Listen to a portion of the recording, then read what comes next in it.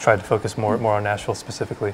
What's really striking to me is how normalized mass homelessness has become. So in leading up to the 1980s, homelessness was more or less cyclical. It would be tied a lot more to the labor market. When there was a lot of unemployment, there would be a lot more homelessness. When unemployment would go down, homelessness would tend to go down too.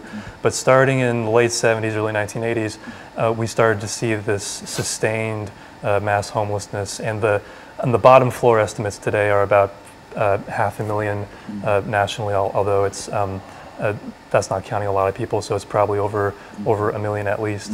And so, so one question I have is why is it we've gotten used to it? We've adjusted to homelessness having a place in our society at this level, and so we need to do something to introduce it. We need to realize a different ethic, really.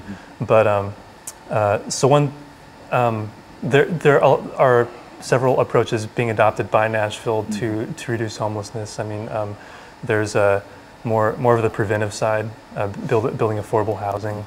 That's what a lot of advocates here in Nashville are wanting to do. Once people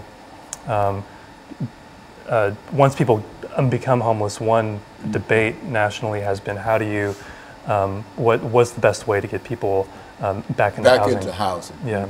And that's a real problem, you think, that, and you find that Nashville is no different in a real sense from a large number of urban areas, not only large areas, but I would imagine that if you go in Smyrna, you'll find the same kind of issue. Perhaps they might be more intense in Smyrna than they might be in Nashville, simply because Smyrna probably does not have the resources, really does not have the resources to deal with that as part of the population. And so what we want to do, and we're coming to the end of this second segment, what we want to do, we want to start with Howard here, and to talk about this issue of gentrification, because I think that is a real issue.